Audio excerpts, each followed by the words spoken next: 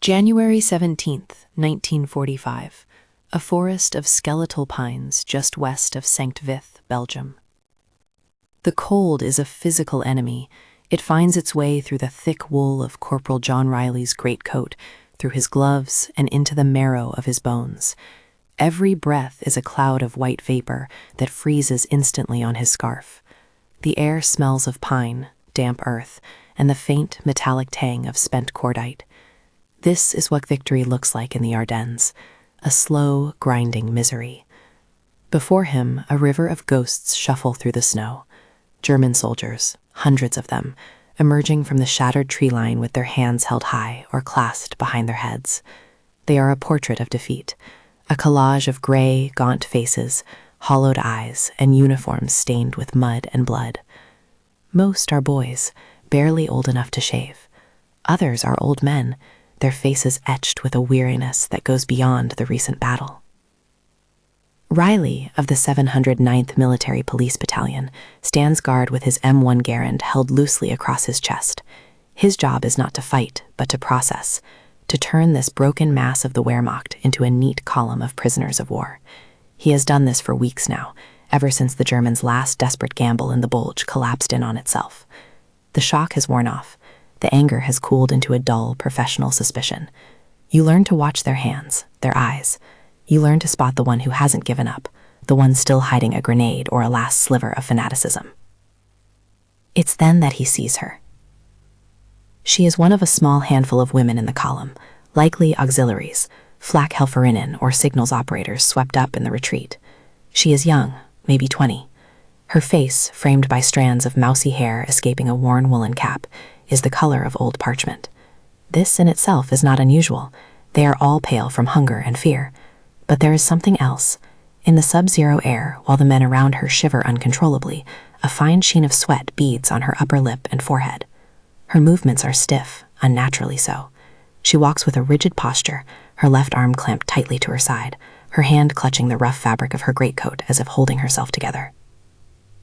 Riley narrows his eyes. Every other prisoner trudges with a slumped, boneless exhaustion.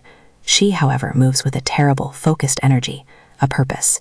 It sets off every alarm bell in his gut, honed by months of seeing things that weren't quite right just before they went wrong. He shifts his position, letting the column flow past him until she is almost level. He watches her feet. Her steps are even, measured, but her entire left side seems locked in place. As another prisoner stumbles against her, she doesn't just recoil. She flinches with a sharp, involuntary hiss of bath, her knuckles turning white where they grip her coat. He steps forward, gesturing with the barrel of his Garand. "Halt. You. Stop there." The girl freezes. Her eyes, a washed-out blue, flick to his face. There is no defiance in them, only a stark, bottomless terror. The men behind her shuffle to a stop, a ripple of confusion moving through the line. "Fuss is los," someone mutters. "Just keep moving," Riley barks at the others, not taking his eyes off her. "Come and see. Move it." The column parts around her like a stream around a rock. She stands alone, a solitary gray figure in the snow, her breath coming in shallow, ragged puffs. Riley approaches cautiously, his rifle now held at the ready. He has seen women fight before, seen the Hitler Youth girls who were sometimes more ferocious than the men. He is taking no chances. "Hands up. Hände hoch," he commands, his voice flat and hard. Her right hand rises slowly, tremulously, but her left remains fixed at her side, clutching the coat. "Beide Hände," he repeats, both hands. She shakes her head, a tiny, almost imperceptible movement. A whisper escapes her chapped lips, lost in the wind. "Bitte, no." Suspicion hardens into certainty. She's hiding something. A pistol, a knife, maybe a message. He has heard stories of female operatives. The sweat on her face, the rigid posture, the refusal to obey a simple order. It all clicks into a dangerous picture. He is tired, he is cold, and his patience is gone. He is no longer seeing a young, frightened woman. He is seeing a threat that needs to be neutralized. He closes the final few feet between them, the crunch of his boots on the snow, the only sound in the frozen air. The smell of pine is suddenly mixed with something else, something faintly foul and chemical he can't quite place. He lowers his rifle slightly, preparing to force her arm away, to uncover the secret she is guarding with such desperate, silent intensity. The collection point is a full day's march away, a bombed-out farmstead designated as a temporary holding pen before the prisoners can be loaded onto trucks and sent further to the rear. For Corporal Riley, the long walk is a slow-burn interrogation. He positions himself near the young woman, close enough to watch her every move. She has been allowed to keep her arm at her side, for now. Forcing a confrontation in the middle of a disorganized column is risky, but his vigilance is a physical presence, a weight she can surely feel. He has labeled her in his mind, the fanatic. The landscape they traverse is a testament to the savagery of the fighting. The skeletal trees are scarred by shrapnel, the ground pockmarked with craters. Here and there, the frozen, snow-dusted shapes of abandoned equipment, a German half-track with its treads blown off, an American Sherman tank, its hull blackened by fire, stand as monuments to the recent dead. The prisoners march in silence, a long, shuffling centipede of misery. The only sounds are the rhythmic crunch of boots, the wheezing coughs that rattle in frozen chests, and the low, ever-present moan of the wind through the pines. You watch her, and the puzzle deepens. She never complains. Men twice her size, veterans of the Eastern Front, stumble and fall, their resolve shattered by cold and starvation. They are helped up by their comrades or prodded along by the GIs. But she walks on. Her pace never falters. She moves like an automaton, her eyes fixed on the back of the prisoner in front of her. When they stop for a brief rest, the prisoners collapse into the snow, huddling together for warmth. She remains standing, swaying slightly, her left arm still pinned to her side as if it were a splint. Riley observes the small interactions. A fellow prisoner, an older man with a kind face, offers her a piece of hard bread he had hidden away. She shakes her head, murmuring something in German. She accepts no food, no water. When a medic from the 326th Medical Battalion moves down the line, checking for frostbite and trenchfoot, she turns away, pulling her greatcoat tighter. It's more than just stoicism. It's a desperate, deliberate isolation. She is building a wall around herself, and Riley is convinced there is something dangerous inside it. He decides to test her. He walks up beside her, holding out his canteen. Wasser, he says, using one of the few German words he knows. Water. Her head snapped toward him. For a second, her eyes are wide with a primal fear, like a cornered animal. She flinches back so violently she almost loses her footing. Nein danke, she whispers, her voice raspy. She averts her gaze, focusing once more on the path ahead. The rejection is so absolute, so reflexive, it feels like he offered her poison. His suspicion ferments into a dark frustration. What is her game? Is she trying to die? Is this some final nihilistic gesture for a lost cause? He looks closer, trying to read the signs. Her skin has a gray, waxy sheen to it. Her pupils are dilated. He's seen men in shock look like that. But shock passes. This is constant. It's a state of being. And that faint, unpleasant smell he'd noticed earlier, it's still there. It seems to hang in the air around her, a sickly sweet chemical odor he can't identify. It reminds him vaguely of the smell of a flare, but mixed with something organic, something rotting. As the afternoon light begins to fade, casting long blue shadows across the snow, the column grows more ragged. The cold intensifies, sinking its teeth deeper. The pace slows to a crawl. Riley sees the woman stumble. Her knees buckle, and for a moment it looks like she will finally go down. He instinctively reaches out to steady her, his hand aiming for her right shoulder. But before he can touch her, she recovers, pushing herself upright with a gasp of effort that sounds more like a sob. She glares at him, a silent warning in her eyes. Do not touch me. The interaction is witnessed by a sergeant from Riley's platoon, a burly man named Costello. What's with that one, Riley? Costello asks, chewing on a frozen nub of tobacco. Spooked little thing, ain't she? She's hiding something, Sergeant, Riley says, his voice a low growl. Been clutching her coat since we kicked her up. Won't eat, won't drink, sweating like a pig in this deep freeze. Costello spits a brown stream onto the snow. Probably got the family jewels stitched into the lining. Or maybe she's just one of them true believers, the kind that would rather die than take a drink from us. He shrugs. We'll find out at the farm. Strip search will solve that mystery real quick. The sergeant's words hang in the air. A strip search. The thought makes Riley vaguely uneasy, but he pushes it down. It's procedure. It's necessary. As they crest a small hill, they see it in the distance, the skeletal remains of a stone farmhouse and a large barn, their roofs blasted away, dark against the dying light. The end of the line. The place where all secrets would be brought into the open. The young woman sees it too, and as she does, her rigid posture seems to falter. A tremor runs through her body, a violent, uncontrollable shiver that has nothing to do with the cold. It is the shudder of pure, unadulterated fear. The barn at the DeWitt farmstead is less a shelter and more a skeletal suggestion of one. Its roof is gone, blasted open to the slate-gray sky. The stone walls, however, still stand, offering a meager break from the relentless wind. Inside, the air is thick with the smell of old hay, damp earth, and the 100 unwashed bodies now crammed into the space. A few lanterns cast a flickering, ghoulish light, throwing long, dancing shadows. NPs from the 709th move through the prisoners, their voices sharp with authority as they begin the processing. It is a practiced, efficient, and dehumanizing routine. Alle aufstellen. Line up. Empty your pockets on the ground in front of you. Anything you keep will be considered a weapon. Verstanden? Piles of meager possessions begin to form in the dirt: worn photographs, letters, an occasional harmonica, a pocket knife. Corporal Riley stands near the entrance, his garand resting in the crook of his arm, his eyes scanning the crowd until he finds her.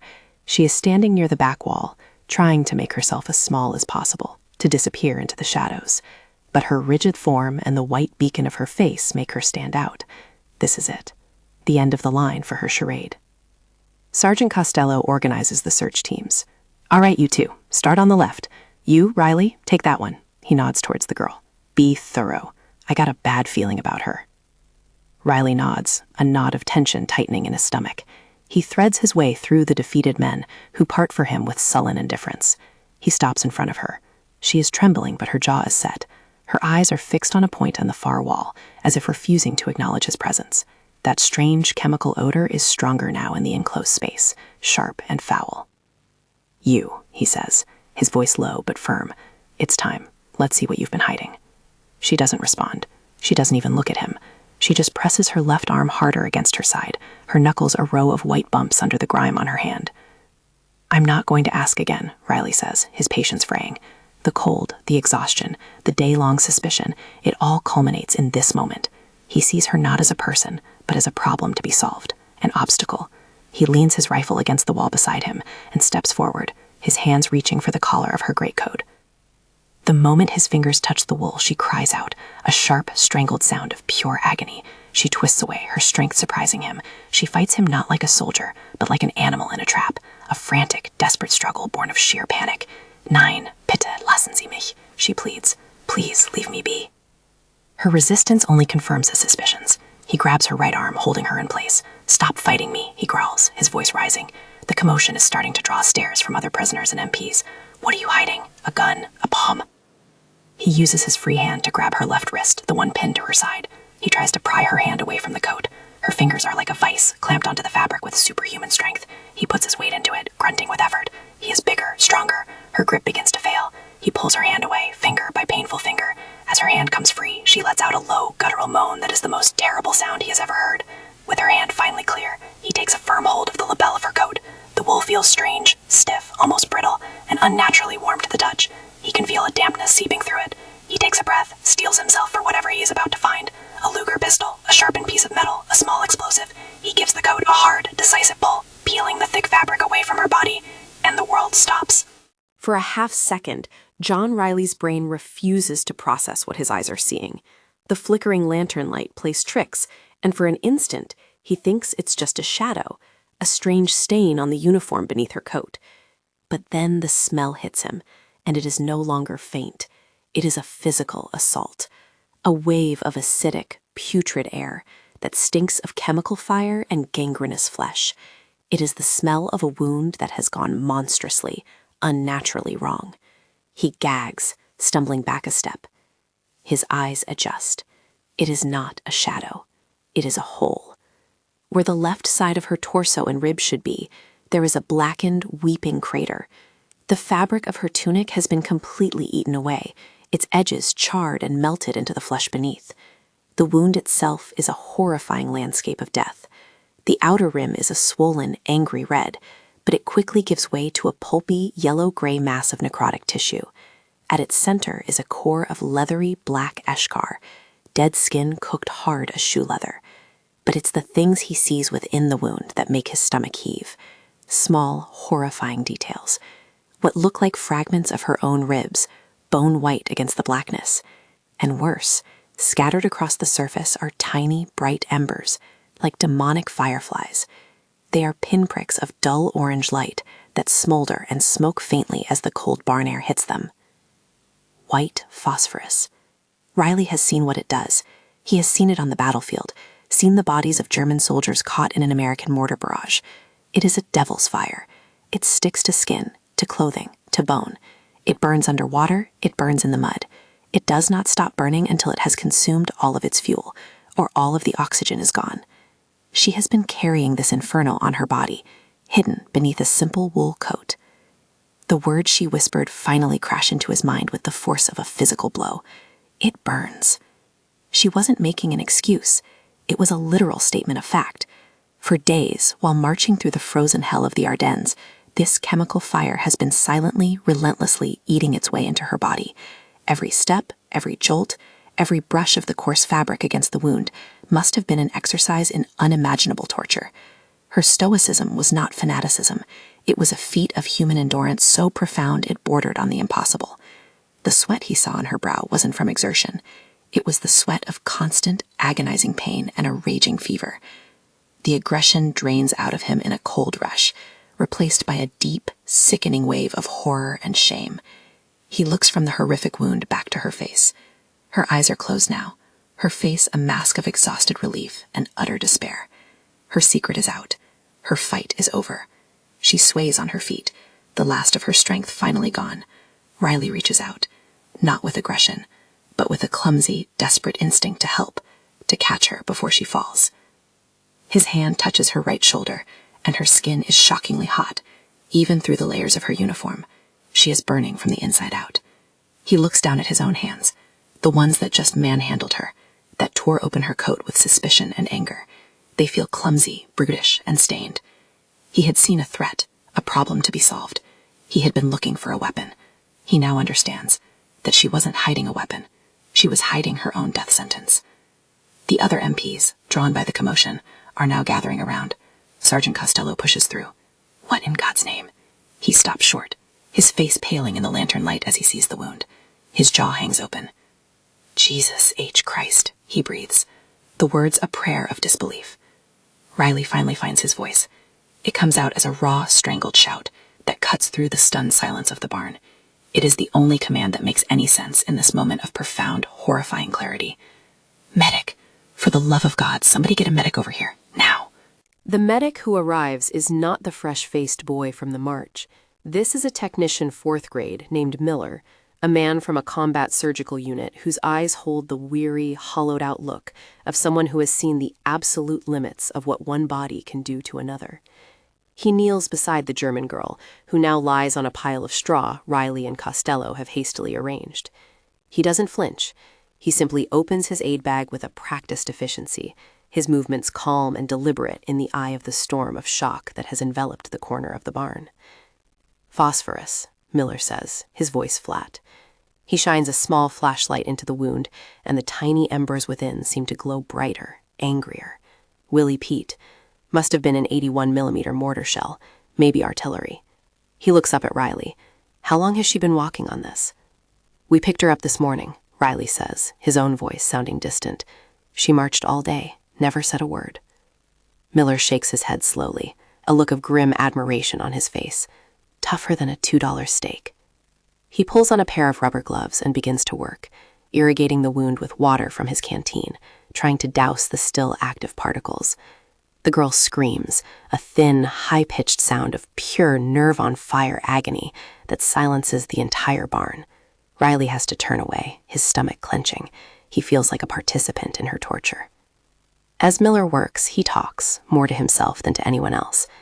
The burn is deep, 3rd degree, maybe 4th, down to the bone in places. But it's the infection that's killing her. Look at this.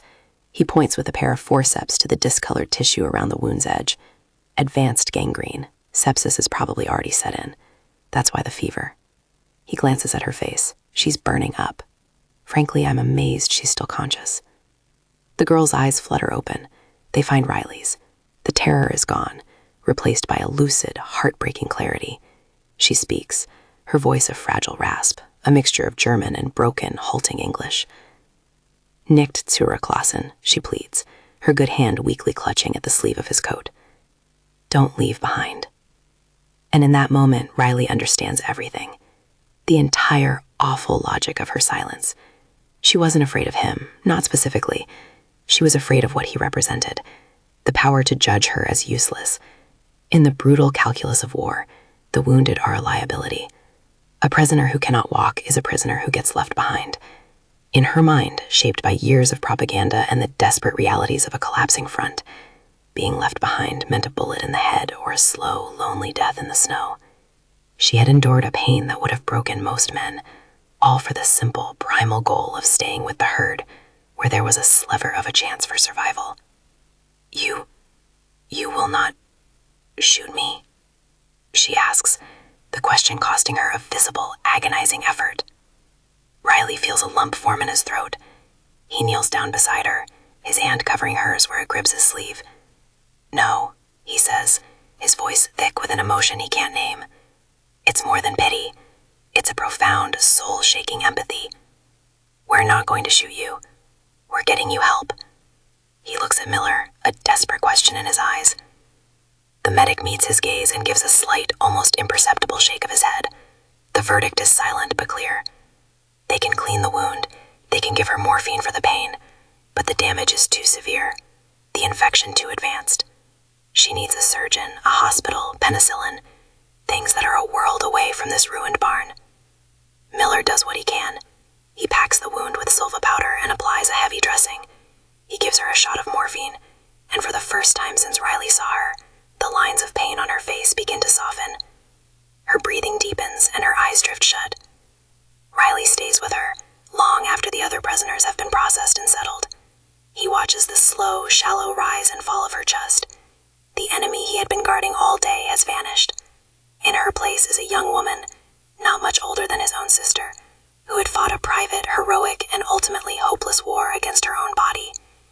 He had started the day as a suspicious guard, a cog in the great machine of war. He ends it as a witness to a quiet, devastating tragedy. He will never know her name, or if she survived the night.